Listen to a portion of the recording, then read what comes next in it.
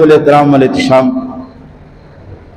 اللہ وحدہ لا شریک کے پاک کلام کی تلاوت اور محبوب کریم علیہ الصلوۃ والتسلیم کی بارگاہ مقدسہ میں ہدیہ عقیدت پیش کرنے کے بعد سب سے پہلے دعا گو ہوں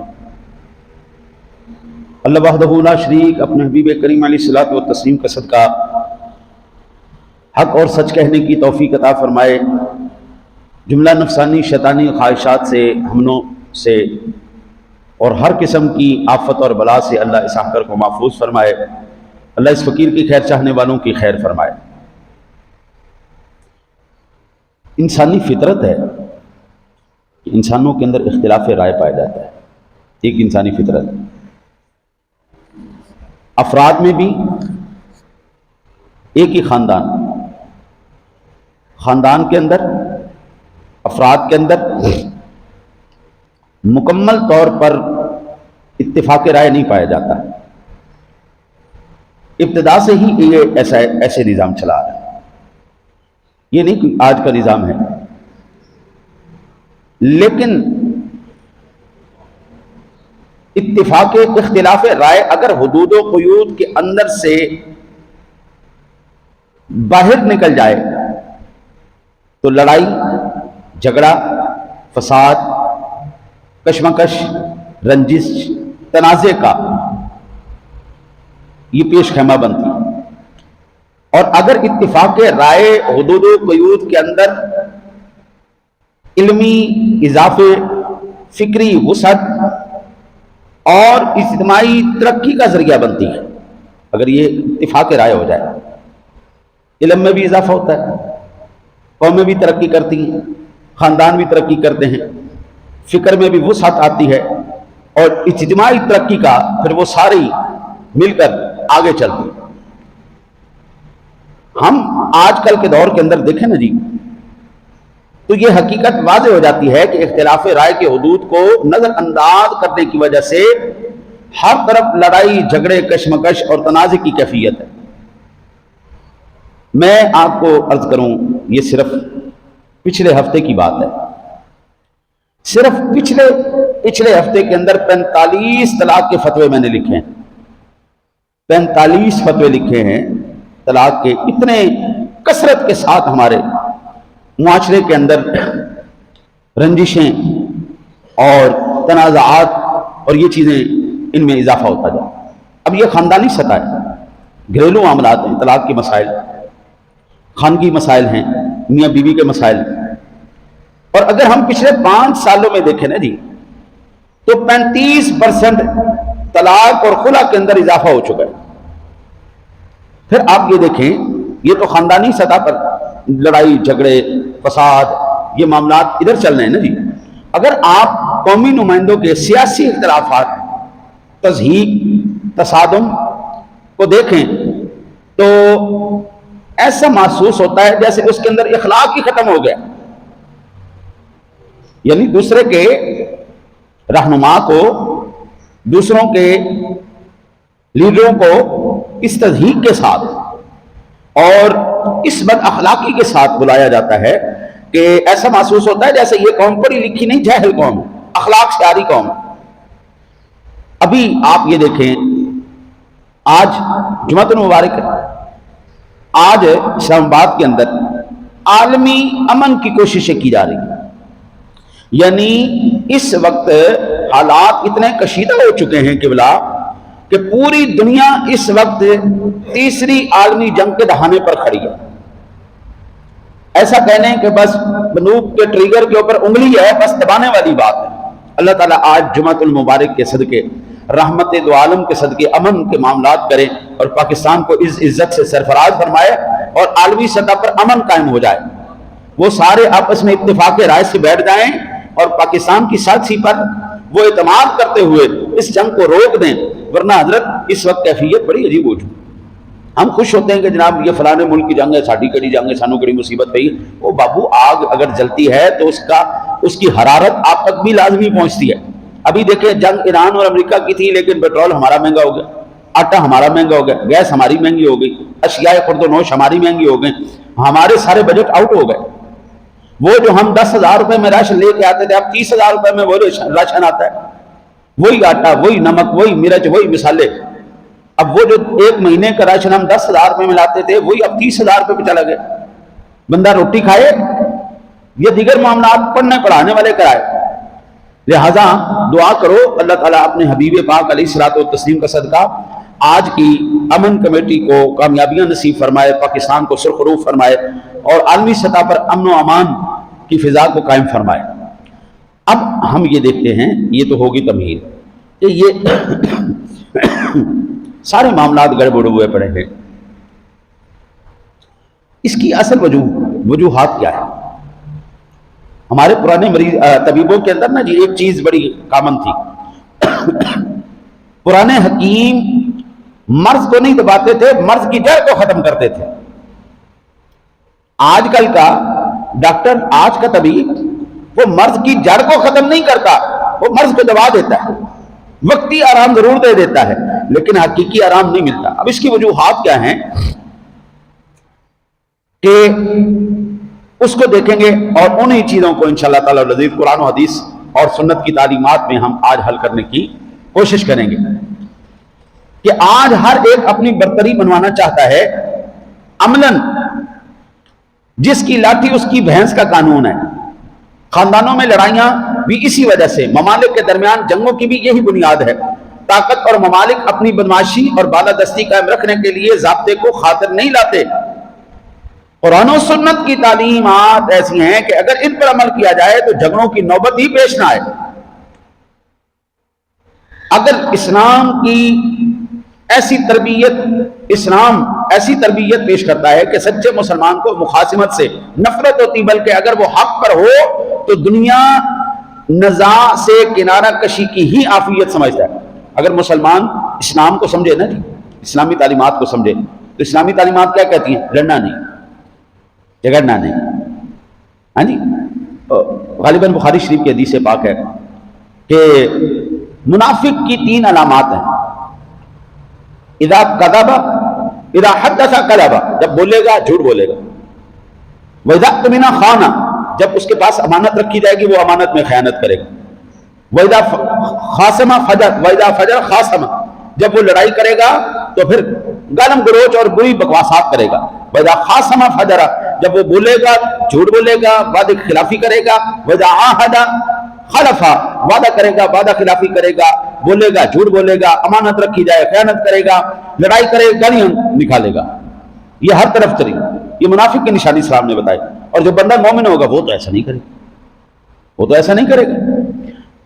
اچھا جی، اب یہاں پر ہم سب سے پہلے اگر دیکھیں تو بے جا جھگڑوں کو اللہ وحدہ لا شریک کی ذات گرامی نے بالکل ناپسند فرمایا ہے.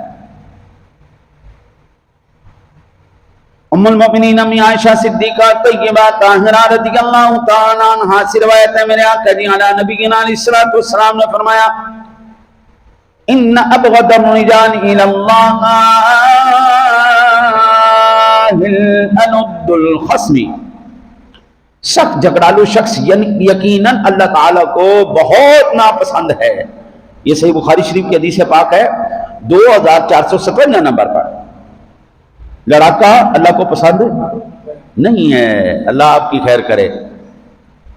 اور حضرت عبداللہ ابن عمر رضی اللہ تعالیٰ بیان فرماتے ہیں کہ جہاں حضور سرور دو عالم صلی اللہ علیہ وسلم کی ذات گرامی نے ارشاد فرمایا وَمَنْ خَاصَمَ فِي بَاطِلٍ وَهُوَ يَعْلَمُهُ لَمْ يَزَلْ فِي سَخَطِ اللَّهِ حَتَّى يَنْزِعَ عَنْهُ، یعنی جو شخص جان بوجھ کر ناحق جھگڑا کرے وہ اللہ تعالیٰ کی ناراضگی میں رہے گا حتیٰ کہ جھگڑے سے بعد آ جائے. یہ حدیث پاک سنن ابو داود شریف کے اندر صحیح ہے 3597 نمبر پر. جو بندہ ناحق جھگڑا کرے گا، ہر وقت طبیعت ہوتی ہے نا جی بعض بندے کی، بعض بندہ صلح پسند ہوتا ہے کہ یار چھوڑو یار دفع کرو، جھگڑا کیا کرنا ہے، صلح صفائی سے کام. لیکن بعض بندے کی فطرت نہیں ایسی دی تیسی، میں جناب میں اس کو ہم کہتے ہیں کہ ماؤنٹین آف اسٹوپیڈیٹی، حماقت کی پہاڑی پر چڑھا ہوا شخص. وہ بندہ ہمیشہ مجھے سارا پتا ہے جی، میں سارا کچھ جانتا ہوں جی، ان پر بات کریں تو جی مجھے سیاست کا بھی پتہ ہے، جی مجھے حکومت کا بھی پتہ ہے، جی مجھے کاروباروں کا بھی پتہ ہے، مجھے سارا کچھ پتہ ہے، جی میں سب کچھ جانتا ہوں. ایسا بندہ حماقت کی پہاڑی کے اوپر چڑھا ہوا. اب پچھلے دنوں میں ایک واقعہ ہوا بڑا زبردست، قاری صاحب بڑا خوبصورت. ایک بندے نے قبلہ اپنے منہ کے اوپر نا جی لیمو کا رس مل کے نا جی لیمو کا رس مل کے پہلے ایک منک میں چوری کی، پھر دوسرے میں کی. ظاہر بات ہے بینک میں چوری کوئی معمولی بات تو نہیں، وہ تو ایک لمحوں کے اندر جناب آدھے پونے گھنٹے کے اندر اندر پولیس نے جناب سی سی ٹی وی کیمروں کے ذریعے اس بندے کو پکڑ لیا. اور وہ بندہ کیمروں کے اندر اپنی شکل بھی دکھا رہا ہے، نہ صرف چوری کر رہا ہے بلکہ شکلیں دکھا رہا ہے. جب پولیس نے پکڑا نا اس نے کہا تم نے مجھے کیسے پکڑ لیا؟ میں نے تو اپنے منہ پہ سارا لیمو کا رس ملا ہوا تھا، میں تو چھپ گیا ہوا تھا، میں تو انویزیبل ہو گیا تھا. وہ اسٹوپیڈیٹی کے ماؤنٹین پہ چڑھے ہوئے شخص ہیں. یہ وہ افراد ہیں جن کی طبیعت کے اندر مخاصمت ہوتی ہے، لڑائی ہوتا ہے، جھگڑا ہوتا ہے، ہر وقت فساد فتنہ. وہ جی کچھ دن گزر جائے نا جی چین سے امن سے تو کہتے ہیں یار مزہ نہیں آیا، نہیں مزہ نہیں آیا. کوئی نہ کوئی لڑائی جھگڑا ہونا چاہیے طبیعت کے اندر. خواتین کے پیٹ کے اندر نا جی بات رہ جائے نا طبیعت خراب ہو جاتی ہے. تو جب تک وہ نکلتی ہی نہیں طبیعت کے اندر بحال اور وہ ہلکا پن نہیں آتا. اس لیے میرے آقا جی اعلیٰ نبی علیہ الصلوۃ والسلام نے فرمایا جو بندہ جتنی دیر جھگڑا کری رکھے گا وہ اللہ کو ناراض کرتا ہے. وہ بندہ جب سے جھگڑے سے باہر نہیں آئے گا کبھی بھی اللہ وحدہ لا شریک اس بندے سے راضی نہیں ہوگا. اور پھر یہی نہیں بلکہ سیدنا ابو ہریرہ رضی اللہ تعالیٰ عنہ سے روایت آپ فرماتے ہیں تحت ابواب الجنت کل یوم اثنین وخمیس. اللہ اکبر. یہ حدیث آپ پہلی مرتبہ سنیں گے، آپ نے آج سے پہلے نہیں سنی ہوگی انشاءاللہ. میرے آقا جی اعلیٰ نبی علیہ الصلوۃ والسلام نے فرمایا تفتح ابواب الجنت کل یوم اثنین وخمیس. اللہ تعالی پیر اور جمعرات والے دن جنت کے دروازے کھول دیتا ہے اپنی مغفرت اور رحمت سے نوازنے کے لیے. پیر اور جمعرات والے دن جنت کے دروازے کھولتا ہے. اور پھر کیا ہوتا ہے فَيَغْفِرُ فِي ذَلِكَ الْيَوْمَيْنِ لِكُلِّ عَبْدٍ لَا يُشْرَكُ بِاللَّهِ شَيْئًا إِلَّا مِنْ بَيْنِهِ وَبَيْنَ أَخِيهِ شُحْنًا. ان دونوں میں مشرک اور کافر کے علاوہ اللہ تعالیٰ ہر بندے کو بخش دیتا ہے سوائے اس کے جس شخص کے اپنے مسلمان بھائی سے دنیاوی دشمنی نہ ہو. اللہ تعالیٰ پیر کو اور جمعرات والے دن جنت کے دروازے کھول دیتا ہے. اللہ سب کی بخشش کر دیتا ہے لیکن 3 لوگوں کی نہیں ہوتی، کافر کی نہیں ہوتی، مشرک کی نہیں ہوتی، وہ بندہ جو مسلمان سے اہم دشمنی رکھتا ہے. یہ 3 لوگوں کی اللہ بخشش نہیں کرتا، باقی سب کی اللہ مغفرت فرما دیتا ہے. اور یہ حدیث پاک پھر آگے فرمایا فَيُقَانُ أَنذِرُوا هَذَيْنِ حَتَّى يَصْطَلِحَا. فرمایا جاتا ہے ان دونوں کی بخشش کو مؤخر کر دو یہاں تک کہ یہ آپس میں صلح کر لیں، ان کی باہمی عداوت ختم ہو جائے، پھر اللہ تعالیٰ ان کی بخشش فرما دے گا. یہ حدیث پاک صحیح مسلم شریف کی 2565 نمبر پر یہ حدیث پاک موجود. اللہ اکبر. اس لیے کہتے ہیں ہر شخص جل رہا ہے حسد کی آگ میں، ہر شخص جل رہا ہے حسد کی آگ میں، اس آگ کو بجھا دے وہ پانی تلاش کر. بندہ وہ تلاش کرے جو حسد کی آگ کو بجھا دے، وہ رحمت الہی کی آبیاری، وہ برسات، وہ بوندیں وہ بندہ تلاش کرے جن سے اللہ وحدہ لا شریک ہماری حسد کی آگ کو ٹھنڈا فرما دے. اسی طرح ایک تو وجہ یہ ہو گئی کہ بندہ بے جا جھگڑے کی مذمت سے باہر رہے. دوسری وجہ یہ ہے اگر آپ چاہتے ہیں عالمی سطح پر، خاندانی سطح پر، معاشی سطح پر، ہمارے افرادی سطح پر امن و امان قائم ہو. پھر تیسری ہے جی ترک خصومت، یعنی بندہ لڑائی جھگڑے کو ختم کر دے. صرف فضول اور بے بنیاد جھگڑوں سے نہیں رکنا چاہیے بلکہ ہر قسم کے لڑائی سے جھگڑے سے صلح اختیار کرنی چاہیے. سیدنا ابو امامہ رضی اللہ تعالیٰ عنہ بائلی روایت ہے میرے آقا جیانا نبینا علیہ الصلوۃ والسلام نے فرمایا انا زعیم ببیت فی ربط الجنہ فی ربط الجنہ لمن ترک المراء وان کان محقا، جو مسلمان حق پر ہونے کے باوجود دنیاوی جھگڑا چھوڑ دے، اللہ تعالی کی جنت میں اس کو اس کے جنت کے کنارے پر جنت کے محل کی ضمانت دیتا ہوں۔ جو بندہ جھگڑا چھوڑ دے، اللہ تعالیٰ کے ابھی کہتے ہیں میں ضمانت دیتا ہوں بھائی، جنت کے کنارے پر اس کو میں محل لے کے دوں گا اللہ تعالیٰ سے۔ پھر فرمایا وَبِبَيْتٍ فِي وَسَطِ الْجَنَّةِ لِمَنْ تَرَكَ الْكَذِبَ وَإِنْ كَانَ مَازِحًا، جو مسلمان مزاح میں بھی جھوٹ نہ بولے، اس کے لیے جنت کے درمیان محل کی ذمہ داری لیتا ہوں۔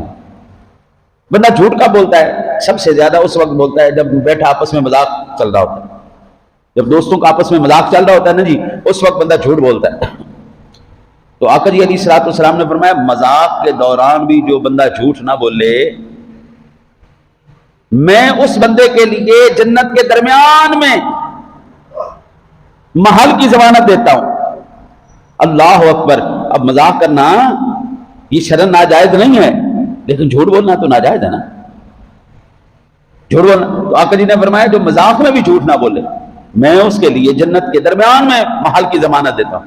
اور پھر سبحان اللہ وَبِبَيْتٍ فِي أَعْلَى الْجَنَّةِ لِمَنْ حَسَّنَ خُلُقَهُ، اور جو مسلمان خوش اخلاقی سے دوسرے مسلمان سے ملے، بات کرے، معاملات کرے، میں اس کے لیے جنت کے اعلیٰ درجے میں محل کا ضامن ہوں، میں ضمانت دیتا ہوں۔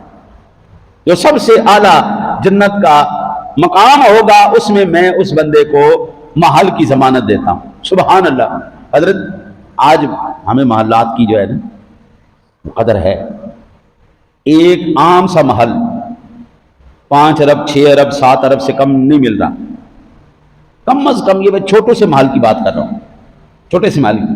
آپ یہاں سے اندازہ کر لیں کہ 2 مرلے 2.25 مرلے 2.5 مرلے کے مکان 2 کروڑ 2.5 کروڑ کے ہو چکے ہیں۔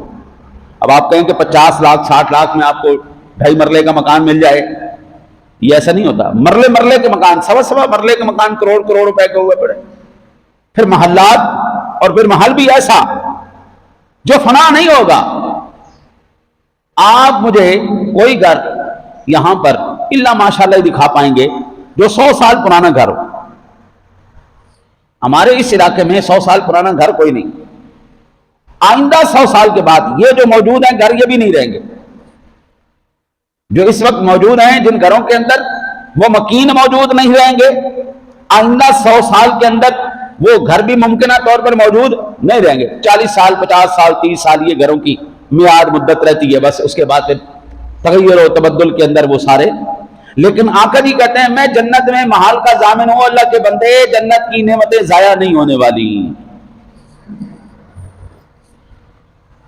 سبحان اللہ۔ مجھے تعجب ہو رہا ہے، اقبال کا ایک شعر میں نے آج پڑھا اور میں اس پر بڑا متعجب ہوا۔ اقبال کہتا ہے سنے گا اقبال کون ان کو، یہ جو حسد کی بغض کی کینے کی ہم باتیں کرتے، اسلام کی اصلاح کی باتیں کرتے، سنے گا اقبال کون ان کو، یہ انجمن ہی بدل گئی ہے،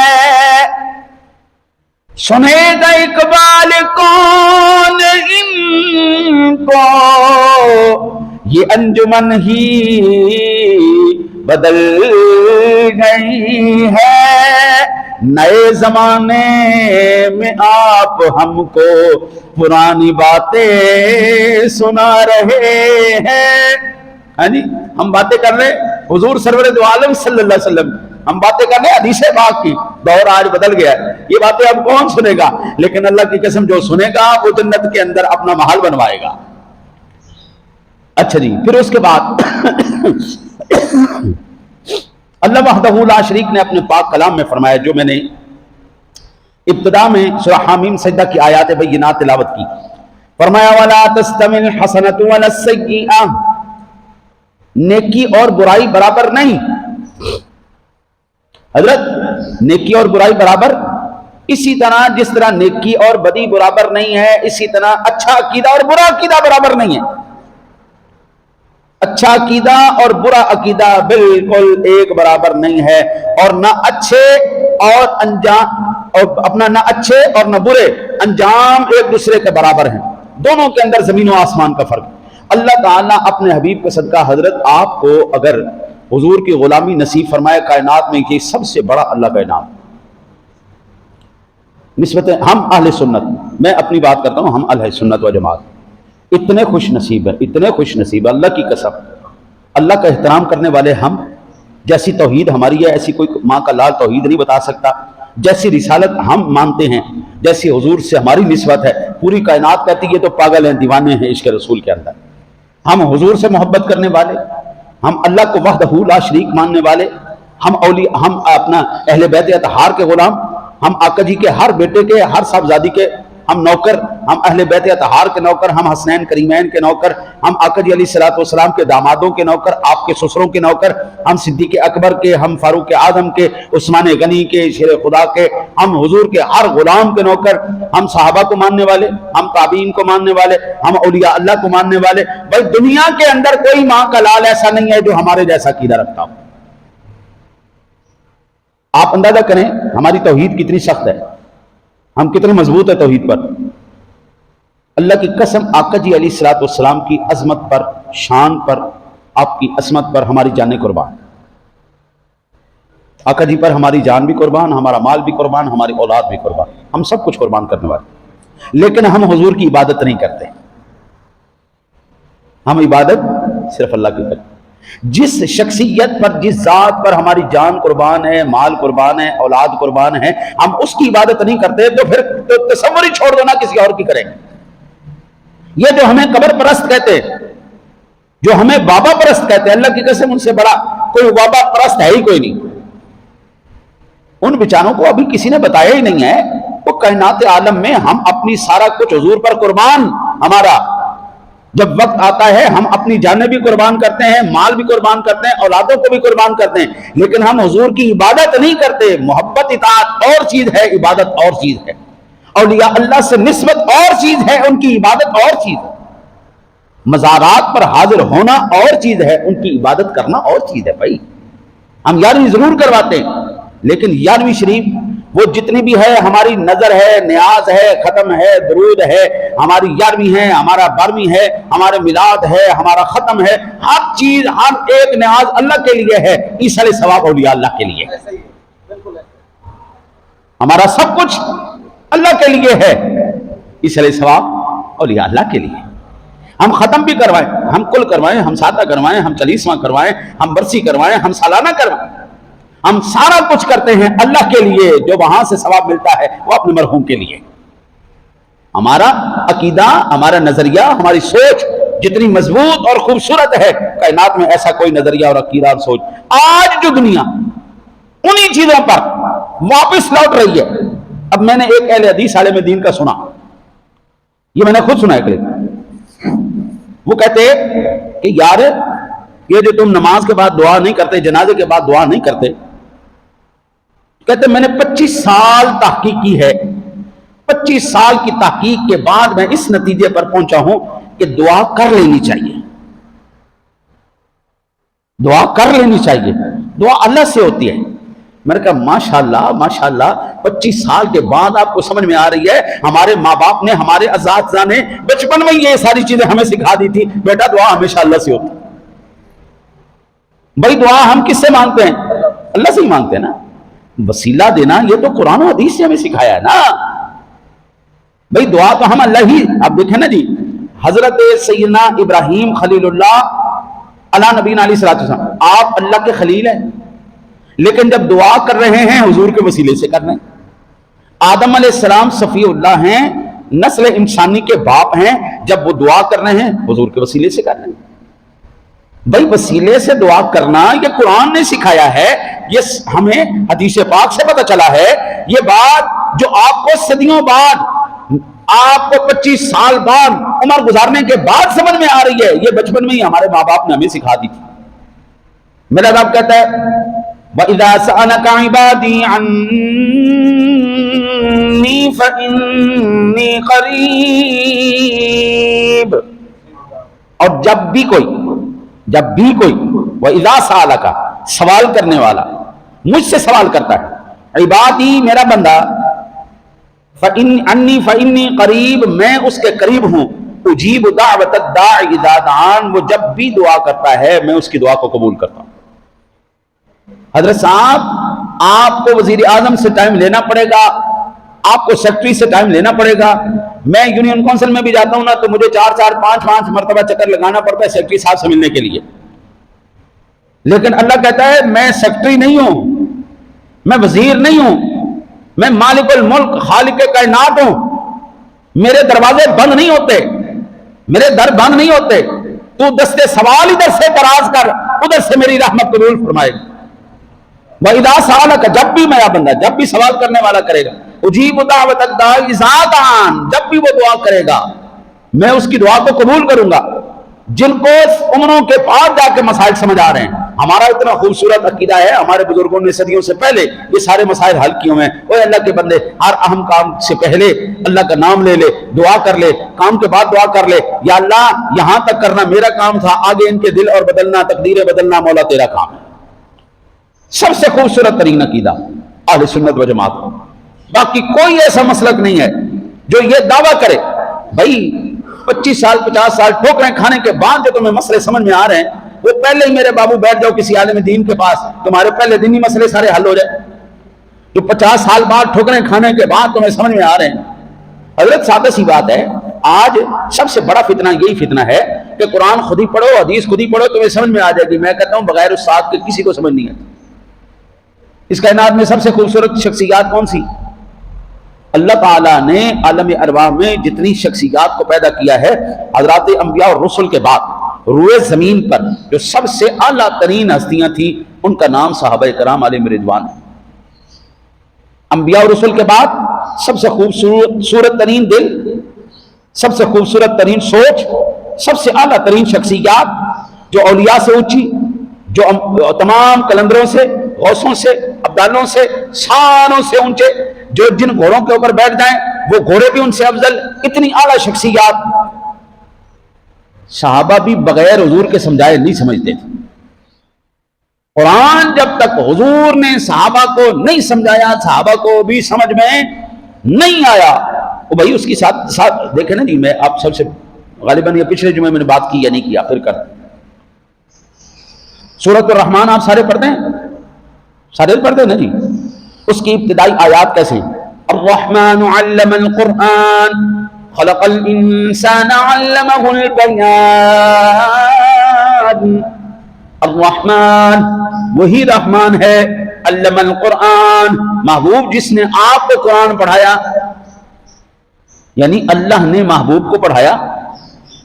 نازل کرنا اور ہے، پڑھانا اور ہے. لو انزلنا هذا القرآن على جبل یہ اور ہے، پھر نزلنا على قلب محمد یہ اور ہے، پھر پڑھانا اور ہے. حضور کو اللہ نے پڑھایا، آقا جی نے صحابہ کو پڑھایا، صحابہ نے تابعین تبع تابعین کو پڑھایا، پھر وہ سلسلہ در سلسلہ در سلسلہ در یہ نسل در نسل یہ چلتا ہوا آج ہمارے مجھے جو آج سے 40 سال پہلے سند دی گئی تھی، اتنی بڑی سند تھی، اب تو چھوٹی سی سند ہوگی، اتنی بڑی سند تھی. اور میرے سے لے کر سرور دو عالم صلی اللہ علیہ وسلم تک جن واسطوں سے ہمارے اساتذہ کرام نے علم حاصل کیا تھا وہ سارے لکھے ہوئے تھے. میں نے علم فلاں استاد سے حاصل کیا، انہوں نے فلاں سے کیا، انہوں نے فلاں سے کیا، انہوں نے اعلیٰ حضرت سے کیا، پھر اعلیٰ حضرت کی تمام سند چلتی تھی، انہوں نے ان سے کرتے حضرت سیدنا فاروق اعظم رضی اللہ تعالیٰ عنہ، فاروق اعظم سے حضور سرور دو عالم صلی اللہ علیہ وسلم. یہ ساری سندیں چلتی جا رہی ہیں. ایک میری سند جاتی ہے حضرت علی المرتضیٰ شیر خدا تک، ایک میری سند جاتی ہے فاروق اعظم رضی اللہ تعالیٰ عنہ تک. وہاں سے سندیں جا رہی ہیں آقا جی علیہ السلام تک. او بابا اگر ہمارے اس دور کے علماء 14 صدیوں کے اندر چین کے اندر بندے ہوئے ہیں، آقا جی علیہ السلام سے لے کر تمام ائمہ کرام، تمام صلحاء، تمام اولیاء، وہ اگر اساتذہ کی چین کے ساتھ، شیوخ کی چین کے ساتھ بندے ہوئے ہیں، او بھائی 14 صدیوں کا نظام ایک طرف، آج تمہاری آواز ایک طرف ہے، بھی آپ بھی پڑھ کے سمجھ لو. یہ کون سی بات ہوئی؟ کوئی بھی دنیا کا علم کوئی بھی دنیا کا علم خود ہی پڑھنے سے نہیں آتا، بالخصوص قرآن و حدیث تو سمجھ میں نہیں آتا۔ قرآن پاک کے ایک سادہ سی بات ہے، قرآن پاک کے اندر یہ حکم ہے یا ایھا الذین آمنوا لا تقربوا الصلاۃ وانتم سکارى، اے ایمان والو نماز کے نزدیک نہیں جانا جب تم نشے کی حالت میں ہو۔ اگر ہمیں یہ استاد نہ سمجھائے، ناسخ و منسوخ نہ سمجھائے، اگر ہمارے اساتذہ کون سے احکام پر عمل کیا جائے گا، کون سے احکام پر عمل نہیں کیا جائے گا، حضور اگر استاد نہ بتائے تو قرآن تو سیدھا کہہ رہا ہے نشہ کر کے نماز پڑھنا جائز نہیں ہے، یعنی اس آیت سے یہ بات پتہ چل رہی نشہ جائز ہے۔ پھر ہمیں کیسے پتہ چلے گا یا ایھا الذین آمنوا انما الخمر والمیسر والانصاب والازلام رجس من عمل الشیطان فاجتنبوہ، پھر یہ کیسے پتہ چلے گا؟ وہ احکام جو منسوخ ہو چکے ہیں وہ کیسے پتہ چلیں گا؟ اب حدیث مبارکہ ہر حدیث قابل عمل نہیں ہوتی، ہر حدیث قابل عمل نہیں ہوتی، ہر سنت قابل عمل، سمجھ آئی بات؟ ہر حدیث قابل عمل نہیں ہوتی۔ اب یہ کون بتائے گا؟ مثال کے طور پر حضور سرور دو عالم صلی اللہ علیہ وسلم کی ذات گرامی نے ایک وقت میں 9 ازواج رکھی، 11 ازواج رہی ہیں آپ کے پاس، کر کے بھی کھوئے دیتے عمل، کرے اس کے اوپر عمل۔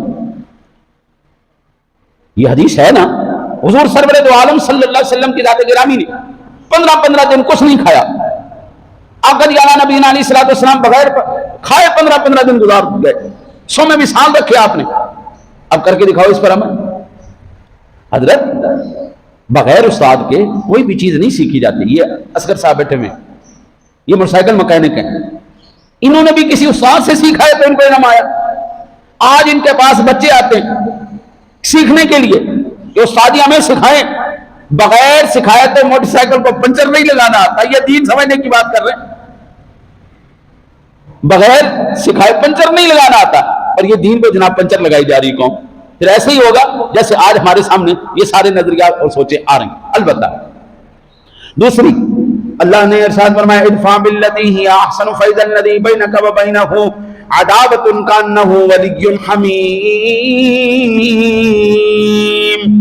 اے سننے والے برائی کو بھلائی سے دور کر دے، ذاتی معاملات میں برائی کو بھلائی سے ٹال دو، غصے کی گرمی کو صبر کی ٹھنڈک میں بدل دو، جہالت کی تاریکی کا مقابلہ علم کی روشنی سے کرو، بدسلوکی کے جواب میں درگزر سے کام لو، تب تیرے اور جس شخص کے درمیان دشمنی ہے وہ ایسا ہو جائے گا جیسا گہرا دوست۔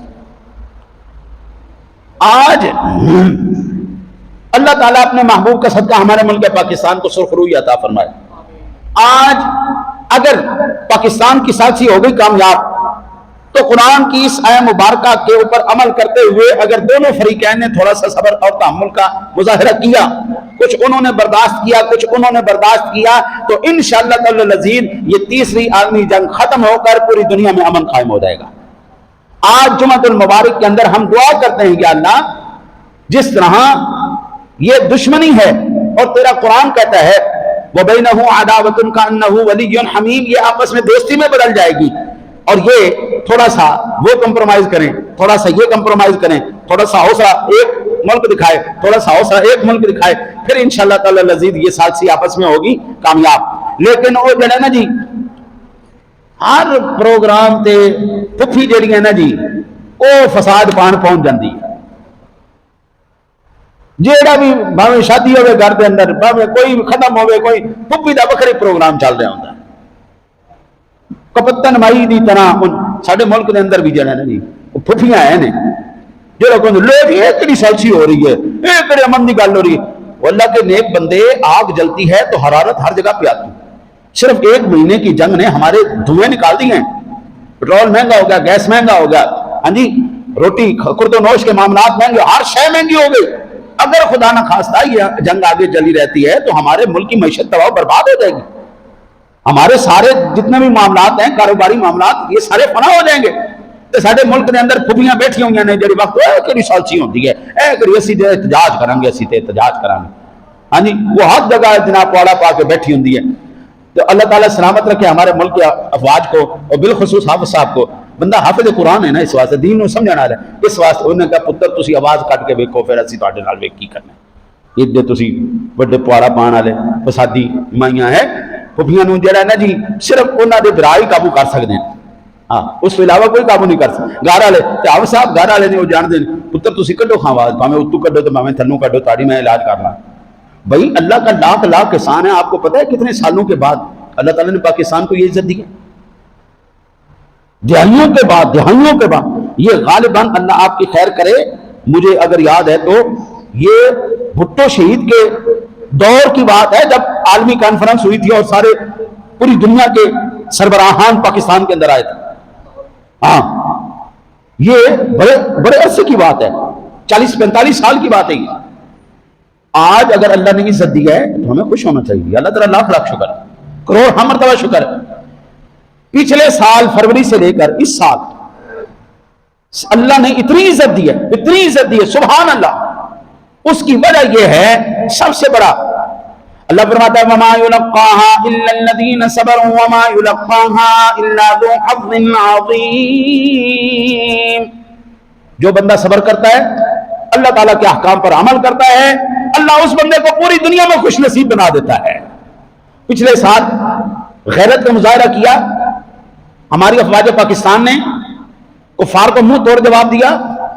صرف 4 سے 6 گھنٹے کے اندر اللہ تعالیٰ نے وہ عزت عطا فرمائی جو پوری دنیا میں کسی اور فوج کو نصیب ہے. اللہ تعالیٰ نے پوری دنیا میں مسلمانوں کو عزت عطا فرمائی. بندہ حافظ قرآن تھا, قرآن کے احکام پر اس نے عمل کیا, اللہ تعالیٰ نے اس کو عزت دی. آج پوری دنیا کے اندر بالکل الٹا ایسا ہو چکا ہے. صرف 1 سال کے اندر, 1 سال پہلے وش گرو بنا ہوا تھا انڈیا, مودی, پوری دنیا کے اندر عزت ملی سی. اور اس کی وجہ سادی سی یہ تھی کہ ہم نے بےغیرتی کا اظہار کیا ہوا تھا, ہم نمک حرام بنے ہوئے تھے, نہ ملک کے وفادار تھے نہ. لیکن جس وقت اللہ تعالیٰ نے ان لوگوں کو حیا نصیب کی, انہوں نے غیرت کا مظاہرہ کیا, کفار کے مقابلے میں شیشہ پلائی ہوئی دیوار بنے, پھر دنیا کے اندر, پوری دنیا کے اندر افواج پاکستان کا نام, پھر ہماری قیادت, اللہ تعالیٰ نے اس کو عزت عطا فرمائی. آج پوری دنیا کے تمام میڈیا پرسن, تمام سربراہان, وہ چاہے ایران ہو, چاہے امریکہ ہو, چاہے چائنا ہو, پوری دنیا کے آج پاکستان میں اکٹھے ہوں. یہ عزت ملے گی, اللہ تعالیٰ پاکستان کو عزت عطا فرمائے گا. اور اللہ وحدہ لا شریک اپنے حبیب کے صدقہ اس عالمی جنگ کو پاکستان کے صدقے اللہ دفع کرے اور امن میں تبدیل فرما دے. ہمارے مذاکرات اچھا جی. پھر اسباب تنازع ختم کرنے کی تشویش جو ہے وہ سب سے آسان یہ ہے. میرے آقا جی اعلیٰ نبینا علیہ الصلوۃ والسلام کی ذات گرامی نے بڑے واضح طور پر فرمایا, عن سیدنا نعمان رضی اللہ تعالی عنہ مرفوعا ان الحلال بین وان الحرام بین وبینهما مشتبهات لا يعلمهن كثير من الناس فمن اتقى الشبهات استبرأ لدینه وعرضه ومن وقع في شبهات وقع في الحرام. صحیح مسلم شریف کے اندر 1599 نمبر پر حدیث پاک موجود ہے. ہم اگر یہ چاہتے ہیں ہمارا ملک پاکستان مثالی ملک بن جائے, ابھی قرآن کے کچھ حصے پر ایک آیت پر عمل کیا ہے, 1 سال میں اللہ نے اتنی عزت دے دی ہے کہ پوری دنیا کے اندر پاکستان ہو رہا ہے. میں نے حضرت نعمت اللہ شاہ ولی رحمۃ اللہ تعالیٰ علیہ کے اشعار پڑھے. وہ فرماتے تھے کہ ایک وقت یہ آنے والا ہے کہ انشاءاللہ تعالی العزیز پاکستان کی ہاں میں پوری دنیا کی ہاں ہوگی. بھائی ایران سپر پاور, امریکہ سپر پاور, صلح کنے کروائی پاکستان, وہ بھی سپر پاور, وہ بھی سپر پاور, چائنا میں بھی سپر پاور, ساری سپر پاور کس کی ہاں میں ہاں ملا کے اس وقت بیٹھی ہیں؟ پاکستان کی. انشاءاللہ صرف اور صرف یہ وجوہات. اب دیکھیں قرآن کی یہ مبارکہ اور حدیث پاک کے اندر میرے آقا جی نے فرمایا حرام امور سے اجتناب, یہ اللہ کے بندے تجھے پوری دنیا میں سرخروئی عطا فرما دے گا. حلال بھی واضح ہے, حرام بھی واضح ہے. الحلال بین ان الحلال بین ان الحرام بین, حلال بھی واضح ہے, حرام بھی واضح ہے. اور اللہ کے بندے شبہات سے بچ جا, حرام سے بچ جا, حلال کے اوپر عمل کر, حرام سے بچ جا, شبہات کو چھوڑ دے, پوری دنیا پر تجھے اللہ تعالی حکومت عطا فرمائے گا, تیری ہاں میں ہاں ہوگی. عرب مکہ مدینہ کی حفاظت ہمارے ذمہ ہے. یہ دنیا کی سب سے بڑی سعادت ہے ایک مسلمان کے لیے کہ حرمین کی حفاظت کی ذمہ داری اللہ اس کو عطا فرمائے. میرے ساتھی ہیں, کچھ بھائی رہے دوست, انہوں نے کہا کہ یار سال پہلے نہ جی کیفیت یہ ہوتی تھی کہ جب ہم بتاتے تھے نا جی ہم پاکستانی ہیں تو ہمارے ساتھ بڑا برا سلوک کیا جاتا تھا، اور ہندوستانیوں کو بڑی عزت دی جاتی تھی، ہندوستانی بڑے کمال لوگ ہوتے ہیں، جو پاکستانی اب بیکار لوگ۔ اب ہم بتاتے ہیں، فخر سے بتاتے ہیں ہم پاکستانی۔ آج ہمارے چاہے برطانیہ ہو، چاہے امریکہ ہو، چاہے کہیں اور ہو، چاہے ایران ہو، ہر جگہ پر پاکستان کی عزت ہے۔ پہلے کہتے تھے پاکستانی بھکاری لوگ ہیں، بھیک منگے لوگ ہیں، جب یہ آتے ہیں بھیک مانگنے کے لیے آ جاتے ہیں، ہر ایک کو تنگ کرتے ہیں۔ لیکن الحمدللہ غیرت ایمانی نے اللہ تعالیٰ نے آج ہمیں یہ عزت عطا فرمائی ہیں، آج ہمارے گھر ساری دنیا آئی ہوئی ہے۔ اللہ تعالیٰ اس کو خیر و عافیت کے ساتھ اس معاملے کو حل فرما دے۔ اچھا جی، پھر فرمایا سیدنا جابر رضی اللہ تعالیٰ عنہ قال لعن رسول اللہ صلی اللہ علیہ وسلم اکل الربا ومؤکلہ وکاتبہ وشاہدیہ وقالہ والسواء۔ یہ صحیح مسلم شریف کے 1598 نمبر پر۔ ہمارے ملک کی ناکامی کی وجوہات میں ایک وجہ یہ ہے کہ ہم سود خور ہیں۔ جس قوم کے اندر سود کی لعنت گھس جائے وہ بندہ کبھی بھی کامیاب نہیں ہو سکتا۔ سود کی لعنت کے بارے میں آقا علیہ السلام کی مسلم شریف کے ایک اور حدیث پاک فرمایا سیدنا جابر رضی اللہ عنہ قال لعن رسول اللہ صلی اللہ علیہ وسلم اکل الربا وموکلہ وکاتبہ وشاہدیہ وقانہم سواء۔ لکھنے والے پر لعنت، لکھانے والے پر لعنت، دینے والے پر لعنت، لینے والے پر لعنت۔ یہ رسول اللہ صلی اللہ علیہ وسلم نے لعنت فرمائی ہے۔ جو سود کھائے اس پر بھی لعنت، جو کھلائے اس پر بھی لعنت، جو لکھے اس پر بھی لعنت، جو اس کا گواہ بنے وہ شاہد ہے اس پر بھی لعنت۔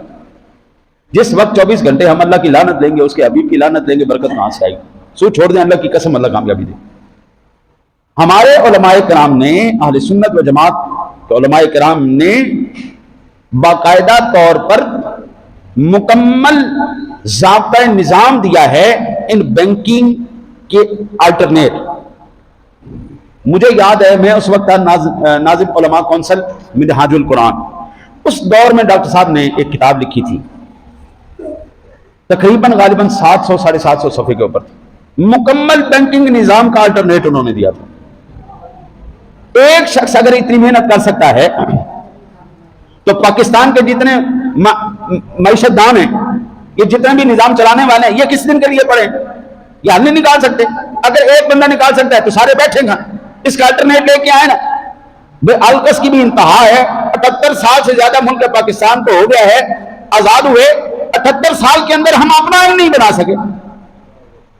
وہی قوانین جو سن 1900 کے اندر برطانوی حکومت نے رائج کیے تھے، ہم ان کے اندر صرف ترمیمات کر کر کے نکل رہے ہیں۔ بھائی 73 کی فلانی آئین کی ترمیم، فلانی ترمیم کے تحت، 73 کے آئین کے فلاں شق کے تحت، او اللہ کے بندے ہمارے پاس قرآن موجود ہے، نبی کا فرمان موجود ہے، مکمل ضابطہ حیات موجود ہے۔ آپ کس چیز کے بارے میں قرآن و حدیث سے رہنمائی لینا چاہتے ہیں؟ او اللہ کے بندے، تیرے گھر میں پیدا ہونے والے بچے کی ولادت سے لے کر قبر کے اندر ڈالنے تک کے سارے احکام اللہ نے اپنے پاک قرآن اور نبی نے اپنے فرمان میں بتا دیے ہیں۔ جب ہمارے پاس مکمل ضابطۂ حیات موجود ہے، انفرادی شخصیت سے لے کر خانگی معاملات، معاشی معاملات، معاشرتی معاملات، اقوامی معاملات، بین الاقوامی معاملات، ہر ایک معاملے کے بارے میں اللہ کا قرآن، نبی کا فرمان ہماری رہنمائی کر رہا ہے۔ ہمیں کسی سے کوئی قانون آر لینے کی جو ہے نا آریتن لے کر اس پر عمل کرنے کی ضرورت نہیں ہے۔ آپ کھانے پینے کے معاملات، آپ رہنے سہنے کے معاملات، اٹھنے بیٹھنے کے معاملات، گھر میں کیا ماحول ہونا چاہیے، کس وقت کس کو آنا چاہیے، خواتین کی کیفیت کیا ہونا چاہیے، مردوں کی کیفیت کیا ہونی چاہیے، وہ تمام کے تمام معاملات ایک انفرادی شخص سے لے کر پورے معاشرے کی ہر ایک معاملے کے اندر قرآن نے، نبی کے فرمان نے ہماری رہنمائی کی۔ اور اللہ وحدہ لا شریک کے پیارے حبیب نے ان چیزوں کی صورت میں ہمیں ان معاملات کے بارے میں بھی آگاہ فرمایا ہے جو بظاہراً تو بڑے فائدہ مند رکھتے ہیں، لیکن حقیقت میں اللہ اور اس کے رسول کی ناراضگی کے اسباب ہیں۔ یہ سود کا معاملہ، اللہ اور اس کے رسول کی لعنت پہ جو 24 گھنٹے بندہ وقت گزار رہا ہے، وہ 4 روپے کی کیا اوقات ہے، وہ کون سے ایسے پیسے کی اوقات ہے کہ جو 24 گھنٹے تیرے اوپر لعنت کا سبب بنے؟ اس رزق سے موت اچھی جس رزق سے پرواز میں آتی ہو۔ ایک بات ہوگی۔ دوسری، عن سیدنا عبداللہ ابن عمر رضی اللہ تعالی عنہ مرفوعا من القواعد شتم الرجل والدیہ. اللہ اکبر. ہمارا ملک پاکستان، ہمارا معاشرہ، ہمارا خاندانی نظام، یہ پاکستان ایک مثالی صورت اختیار کر سکتا ہے. لوگ اپنی اولاد کو اور اولاد اپنے ماں باپ کو گالی دینا چھوڑ دیں. اولاد اپنے ماں باپ کے ساتھ مخلص نہیں ہے، ماں باپ اپنی اولاد کے ساتھ مخلص ہے. وہ اپنے ماں باپ کو گالی نکال رہا ہے، وہ اپنی اولاد کو گالی نکال رہا ہے. حضرت یہ صحیح مسلم شریف کے اندر 90 نمبر پر حدیث پاک موجود ہے. اگر آپ چاہتے ہیں آپ کا معاشرہ مثالی بن جائے تو پھر میرے بھائی یہ اولاد کی تربیت، اولاد سے بات کرو ذرا احتیاط کے ساتھ. ماں باپ کو چاہیے اولاد سے، اولاد کو چاہیے ماں باپ سے. حضرت اب دور آ گیا ہے اس کا دوستی کو ترجیح دینے کا، ماں باپ کو پیچھے کرنے کا. اب تو یہ پاکستان اپنا لاہور کے بوڑھوں کا یتیمہ خانہ کیا کہلاتا ہے؟ Old house. اولڈ ہاؤس یہ اولڈ ہاؤس نے سارے کھول کے رکھ دی. اولاد کا ہے ڈاکٹر، اولاد کا ہے وکیل، اولاد کا ہے جج، اولاد کا ہے کاروباری. ماں پیو کتنے نہیں؟ یتیم خانے. آپ کی زندگی میں ڈپریشن نہیں آئے تو کیا آئے؟ وہ اولاد جو دیکھیں، ایک ہے غریب بچہ ہونا، ایک ہے کہ بچے کے پاس ہے حیثیت نہیں، وہ کر کچھ نہیں سکتا، وہ ماں باپ کو کچھ نہیں دے سکتا، یہ الگ بات. لیکن ایک بچے کے اندر اہلیت بھی ہے، قابلیت بھی ہے، حیثیت بھی ہے، وہ پھر ماں باپ کو ادھر اپنا یتیم خانے میں جمع کروا رہا ہے. پھر میرے بابو ایمان سے بتانا، تو جتنا مرضی پیسہ لے آ، تجھے دلی سکون کیسے ملے گا؟ تجھے ذہنی سکون کیسے ملے گا بابو؟ تجھے پھر اللہ تعالیٰ تجھے تیری زندگی میں تیری اولاد کو کیسے تابعدار کرے گا؟ نہیں ہو سکتا. پھر اگر آپ چاہتے ہیں آپ کا پاکستان یہ مثالی معاشرہ بن جائے. عن سیدنا ابی ہریرہ رضی اللہ تعالی عنہ مرفوعا ایاکم والظن فإن الظن اکذب الحدیث ولا تحسسوا ولا تجسسوا. صحیح بخاری شریف کے اندر 6066 نمبر پر یہ روایت موجود ہے. اگر آپ چاہتے ہیں آپ کا ملک، آپ کا معاشرہ، آپ انفرادی طور پر، اجتماعی طور پر مثالی معاشرے کے فرد بن جائیں، تو آقا جی نے فرمایا ایاکم والظن. یہ جو اٹکل لڑاتے ہو نا جی، وہ فلانے نے انج کر دیتا، فلانے نے انج کر دیتا، فلانا انج، وہ چھوڑو جی. حضور فرماتے اس سے بچ جاؤ. کون کیا کر رہا ہے، کون کیا نہیں کر رہا، کس نے کیا کیا، کس نے نہیں کیا کیا، یہ آپ سے نہیں پوچھا جائے گا، آپ سے آپ کے بارے میں پوچھا جائے گا. حضرت جو زیادہ سوچتا ہے لوگوں کے بارے میں، زیادہ وہ تخیلات تصورات کو قائم کرتا ہے، حضرت وہ اکثر غلط ہوتے ہیں. اور پھر اللہ تعالی غلطی کے بارے میں اور ایسی خبر لانے والے کے بارے میں فرمایا یا ایھا الذین آمنوا ان جاءکم فاسق بنبأ فتبینوا ان تصیبوا قوما بجہالۃ فتصبحوا علی ما فعلتم نادمین. اے میں کوئی منہ اٹھا کے آ کے تمہیں خبر دے دینا، اس کے خبر پر یقین نہیں کیا کرو. فاسق بنبأ، نماز کوئی نہیں پڑھتا، فاسق فاجر آدمی ہے، فاسق مولن آدمی ہے، وہ آپ لا کے خبر دے رہا، فوراً اس پر عمل کر رہے ہیں، یقین کیے بیٹھے. فتبینوا، اس کی تحقیق کرو، یہ جو بندہ خبر لے کے آیا واقعتاً حقیقتاً ایسا معاملہ ہے بھی کہ نہیں. جب تک مکمل تحقیق نہ ہو جائے اس وقت تک کوئی فیصلہ نہیں کرنا. اور اگر کرو گے تو پھر نادمین، تمہیں شرمندہ ہونا پڑے گا. ایک طرفہ خبر کو سن کر اس کا نتیجہ نکالنے والا، اس پر عمل کرنے والا، فیصلہ دینے والا ہمیشہ شرمندہ ہی ہوگا. قرآن کہتا ہے ایسے بندے کی بات نہیں ماننی. زندگی میں جو بندہ اپنے ماں باپ کے ساتھ مخلص نہیں ہو سکا، جو بندہ اللہ کے ساتھ مخلص نہیں ہو سکا، آپ سوچتے آپ کے ساتھ مخلص ہوگا. ماں باپ بہت بڑی قیمتی چیز ہے، یہ ایسا سرمایہ ہے. شاید اللہ کے ولی کی آپ نے زیارت کی ہو یا نہ کی ہو، لیکن جو گھر میں اللہ کے ولی بیٹھے ہمیں ان کا ہی نہیں پتا. بھائی ماں باپ جیسے بھی ہوں، پڑھے لکھے ہوں، جاہل ہوں، تیرے لیے تو وہ اللہ کے ولی ہے نا. تیری جنت تو وہیں پہ ہے نا، اللہ کی رضا تیرے لیے تو وہیں پہ ہے نا. پہلے ان کو سیدھا کر لے، اپنے گھر کی جنت سیدھی کر لے، پھر باقی جنتیں تجھے مل جائیں گی. گھر کی جنت تیرے کو سیدھی نہیں ہوتی تو بعد جنتا تلاش کرتا پھرتا ہے، ایسا نہیں ہو سکتا. ٹھیک ہے جی. وَلَا تَحَسَّسُوا وَلَا تَجَسَّسُوا، یہ ٹو لگانی چھوڑ دو یار. اللہ کے حبیب کہتے ہیں ٹو لگانی چھوڑ دو، جاسوسیاں کرنا یہ چھڑ دو یار. اگر نہیں چھوڑو گے ایسی زبردست قسم کی بد امنی اور بے سکونی پیدا ہوگی، آپ اس کا ازالہ نہیں کر سکتے. دعا کرو اللہ تعالیٰ اپنے حبیب کریم علیہ الصلوۃ والتسلیم کا صدقہ ہمیں وہ جو اقبال نے کہا تھا نا جی، میرے عرب کو آئی ٹھنڈی ہوا جہاں سے، میرا وطن وہی ہے، میرا وطن وہی ہے. اللہ کرے ہمارا ملک پاکستان وہی وطن بن جائے. اللہ سے دعا ہے اللہ آپ کو مجھے عمل کی توفیق عطا فرمائے.